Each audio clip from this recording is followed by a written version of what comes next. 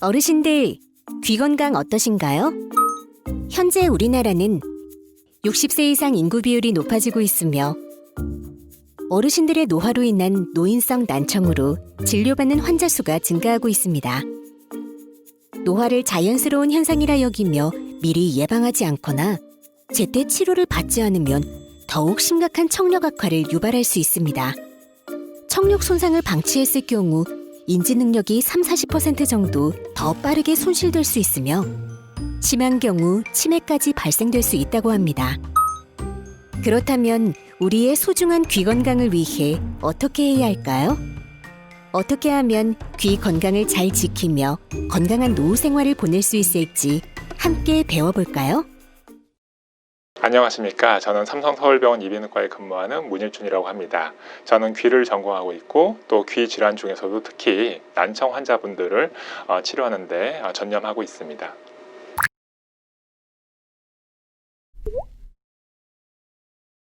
노인성 난청이라고 하면은 또는 노화성 난청이라고도 하는데 우리가 나이가 들어가면서 생기는 난청을 의미합니다. 제가 그 난청의 기본 원리에 대해서 난청이 도대체 왜 오는지 그리고 우리는 소리를 어떻게 듣는지에 대해서 먼저 간단하게 좀 설명을 드리고자 합니다. 여기서 우리가 흔히 귀를 외이, 중이, 내이 이렇게 세 파트로 구분을 하게 됩니다. 그런데 이제 우리가 일반적으로 보는 귀는 다 이 외이죠. 그래서 귓바퀴와 외이도가 있습니다. 소리가 바깥쪽에서 이렇게 들어오면은 소리라는 것은 결국 공기의 진동이기 때문에 그런 진동이 외이를 통해서 들어와서요. 여기에 고막이 안에 있는데 이 고막을 진동시키게 됩니다. 고막이 진동되면은 이 고막 안쪽에 이 중이 공간이 있는데 이 중이 공간에 이렇게 세 개의 작은 뼈, 그래서 우리가 이소골이라 부르는 세 개의 작은 뼈가 있고, 그래서 이 고막의 진동이 세 개의 작은 뼈를 진동시키게 되고 이러한 진동이 다시 달팽이관 안을 진동시키게 됩니다. 그래서 그 진동이 이렇게 연결돼서 달팽이관을 진동시키면은 달팽이관 안에는 유모세포라는 굉장히 작은 세포들이 수천 개 위치하고 있는데 그런 유모세포들에서 그런 진동을 전기적인 신호로 바꾸어주게 되고, 그래서 그런 전기적인 신호가 청신경을 통해서 뇌로 들어가면은 우리가 그걸 소리로 인지하게 되는데, 그래서 이 난청이 사실은 크게 두 가지로 나눌 수가 있는데요. 전음성 난청과 감각신경성 난청으로 나눌 수가 있습니다. 여기서 보시다시피 전음성 난청이라는 것은 이 달팽이관이나 신경은 다 정상인데 이 바깥쪽에서 달팽이관까지 이제 소리가 들어오는 그 경로에 문제가 있을 때는 소리가 전도 또는 전음이 잘 안 된다 해서 우리가 전음성 난청이라고 얘기를 하고, 만약에 이 달팽이관이나 청신경이 망가지게 되면은 그거는 감각기관인 달팽이관이나 신경에 문제가 생기는 것이기 때문에 감각신경성 난청이라고 얘기를 하게 됩니다. 우리가 일반적으로 얘기하는 전음성 난청의 가장 대표적인 것은 귀지입니다. 바깥쪽에 소리가 들어오다가 외이도 입구를 귀지가 꽉 막고 있어서 소리가 더 이상 들어오지 않게 되면은 당연히 소리를 못 듣게 되겠죠.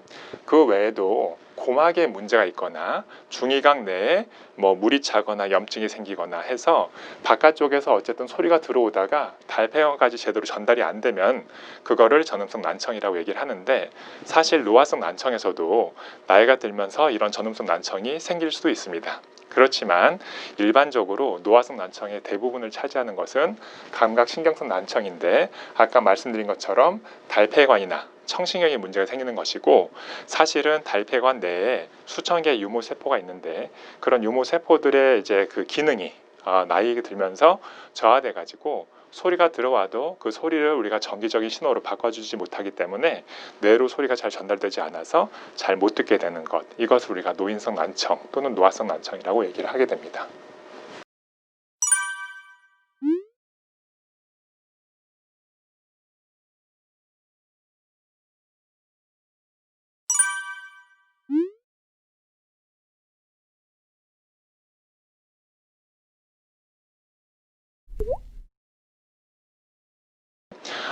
난청과 이명은 무슨 관계가 있냐면은, 우리가 난청이 생겨서 바깥쪽에서 소리가 뇌로 잘 전달되지 않게 되면은 그럼 뇌에서 사실은 잘못된 보상작용 우리가 이라고 이해를 하는데, 뇌에서 신호가 과활성화되게 돼서 뇌에서 신호를 만들어내게 됩니다. 그래서 내가 밖에서 소리가 없다 하더라도 내 머릿속에서 신호가 만들어져서 나에게만 들리는, 그걸 우리가 이명이라고 하고, 이게 사실은 청력이 정상인 분들에서도 많이 생기지만 난청이 있는 분들에서 특히 많이 생겨서 우리가 난청과 이명은 뗄래야 뗄 수 없는 관계다라고 얘기를 하고, 그래서 노화성 난청 또는 노인성 난청을 인지하는 첫 번째 증상 중에 하나가 내가 이명이 생기면은 내가 혹시 난청이 생겼나 이렇게 한번 검사를 받아보는 게 좋을 정도로 가까운 관계에 있습니다. 우리가 이명을 치료하려면은 난청을 치료하면은 그 근본 원인을 해결하는 것이니까 좀 도움이 될 수도 있겠습니다. 그런데 문제는 이제 항상 우리가 난청을 치료한다고 이명이 다 해결되는 것은 아니라서 이제 이명 치료에 여러 가지 방법들이 있지만 그 중에 한 방법으로 난청 치료가 이용되고 있고요. 그래서 이명을 이제 생기면은 사실 제일 중요한 것은 제일 처음에는 이명이 주로 조용한 데서만 들리고 시끄러운 데서는 내가 이제 신경 쓰지 않으면 잘 안 들리고 하니까는 그렇게 크게 일상생활에 불편하지 않은데, 대부분의 분들은 이 단계에서 그냥 이게 무던하게 신경 쓰지 않고 지내다 보면은 이명이 사라지게 됩니다. 그런데 이제 일부에서 이런 이명에 대해서 계속 괴로워하고 예민하게 반응하다 보면은 이명이 계속해서 커지게 되고 없어지지 않는 상황까지 가게 되는데요. 그래서 이제 그런 이명을 치료하기 위해서 이런 인식을 개선하는 이명 재훈련 치료라든지 아니면은 주변에 다양한 소리를 만들어서 이명 소리 자체에 대한 관심을 좀 이게 낮추는 그런 소리 치료라든지, 아니면 방금 말씀드린 것처럼 난청과 동반된 이명의 경우에는 난청을 치료함으로써 이명을 좀 해결해 준다든지, 이런 여러 가지 치료들이 이제 시행되고 있고, 그 외에 뭐 혈액순환 개선제나 비타민과 같은 약물 치료들도 시행되고 있지만 아직 이제 그런 약물 치료에 대한 이명의 효과, 치료 효과는 좀 불분명한 게 현실입니다.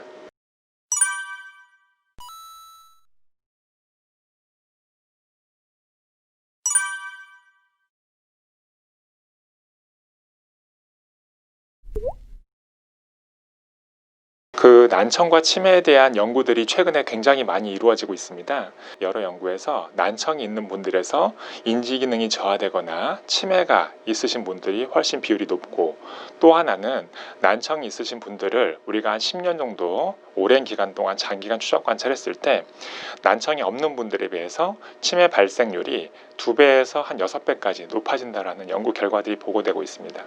그래서 현재 알려진 사실은 난청은 확실하게 치매와 연관이 되어 있는데, 그러면 이게 도대체 무슨 연관이 되어 있느냐, 뭐가 먼저냐, 치매가 먼저냐 난청이 먼저냐, 이런 것들에 대해서는 아직 완벽하게 밝혀지지 않았는데, 우리가 이제 생각하는 가설은 바깥에 나가도 이제 자신감이 결여되고 의사소통이 힘들다 보니까 주로 혼자 있게 되고 많은 사람들과 만나는 상황을 피하게 되고, 이런 여러 가지 사회적인 관계들의 형성이 잘 안 되기 때문에 난청이 있으신 분들이 시간이 오래 지나면서 치매 또는 인지기능 저하가 많이 발생하는 것이 아닌가 하는 그런 관점이 하나가 있고, 두 번째는 난청 환자분들에서 우리가 그 뇌를 MRI 이미지로 분석을 해보니까 난청이 오래된 분들에서 뇌의 부피 또는 용적이 굉장히 저하되어 있는 것이, 감소되어 있는 것이 확인이 되거든요.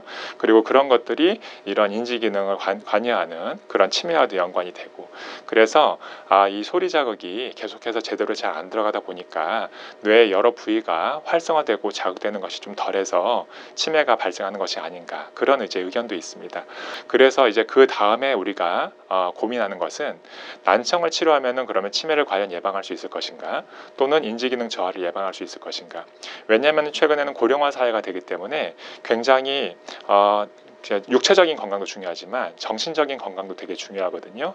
그래서 난청을 치료하는 것이 중요한데, 이 난청을 치료했을 때 인지기능 저하를 예방할 수 있다 라는 연구 결과들이 최근 들어서 조금씩 발표되고 있습니다. 그래서 이런 난청을 그럼 어떻게 치료할 것이냐, 그런 여러 가지 치료법 중에서 굉장히 이제 중요한 치료법 중에 하나가 그런 보청기 사용입니다. 그래서 보청기나 아니면 뭐 난청이 정말 심하신 분들은 인공와우 수술이라든지, 아니면 아까처럼 전도성 난청이 있는 분들은 수술적인 치료를 통해서 저희가 난청을 좀 해결할 수 있는데, 이런 여러 난청을 해결함으로써 치매 그리고 인지기능 저하를 좀 예방할 수 있지 않을까라고 저희는 기대를 하고 있고, 그래서 그런 식으로 적극적인 청각 재활이 필요하다고 생각을 합니다.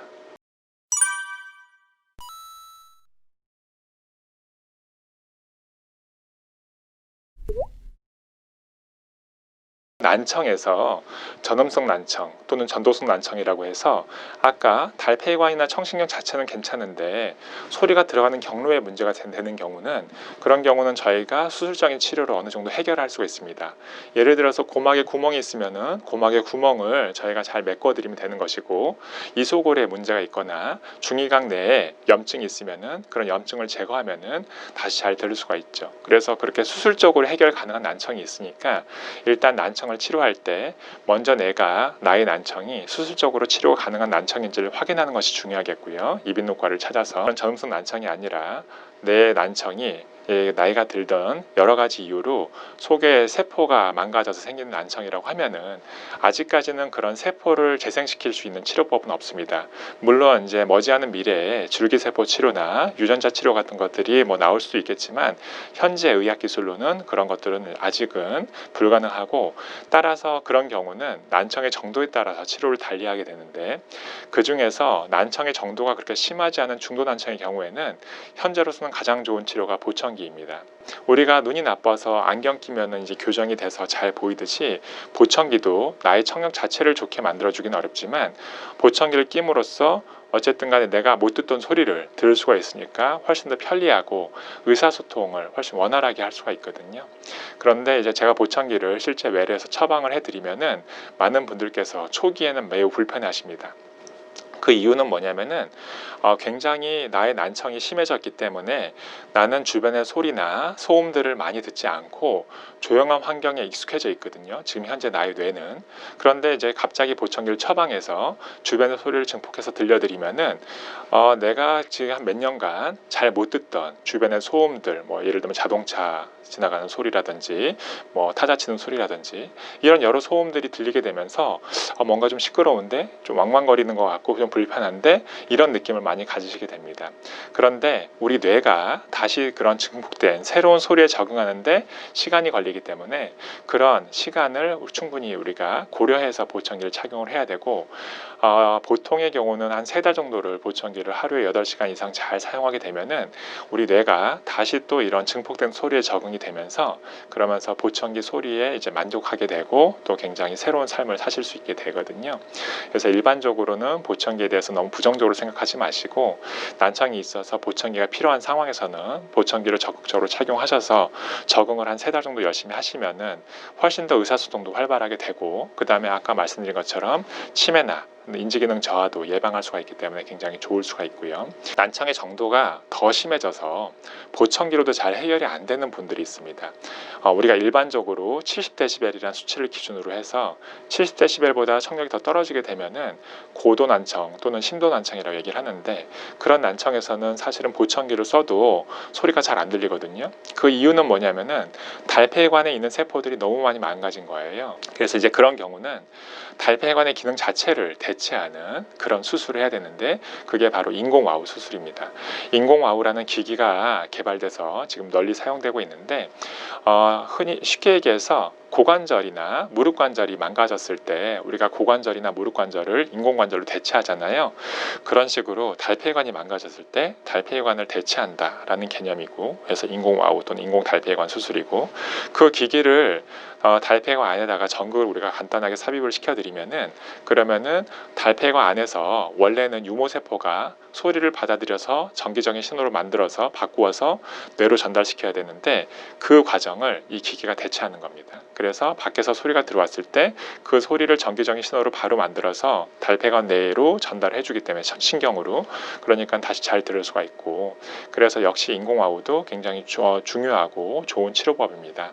난청의 형태나 아니면 정도에 따라서 굉장히 다양한 이런 이식형 청각 기기들을 이비인후과에서 이렇게 시술을 받을 수가 있기 때문에 적극적인 청각 재활이 좀 더 중요하고 필요하지 않나라고 생각을 하고요. 그래서 절대로 포기하지 마시고 이런 여러 가지 재활 방법들을 이용해서 삶에서 이렇게 의사소통이 갖는 의미가 굉장히 큰데, 의사소통을 잘 함으로써 주변 사람들과 잘 어울리고, 그럼으로써 정신적인 건강까지 같이 챙기는 그런 기회가 됐으면 좋겠습니다.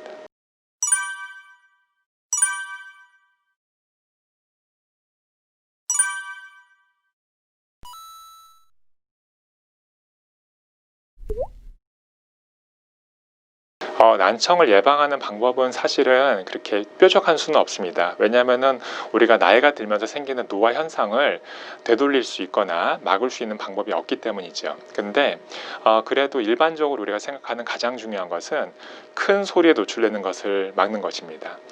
우리가 이런 아까 유모세포 말씀을 잠깐 드렸는데 달팽이관 내의 유모세포가 큰 소리에 노출되면은 굉장히 손상이 많이 됩니다.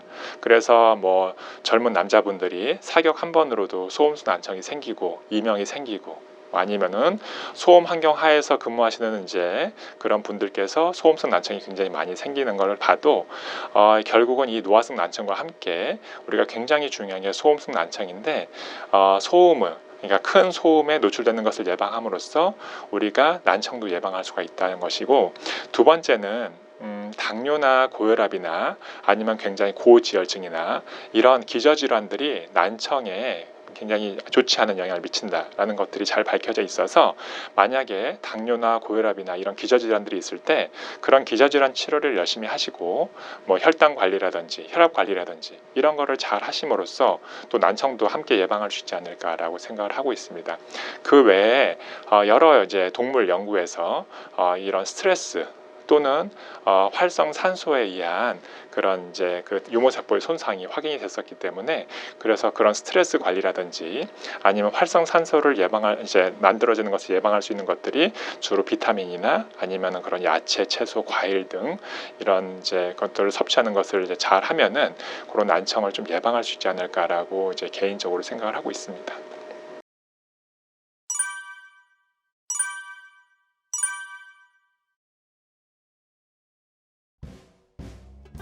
난청 자가진단 체크리스트.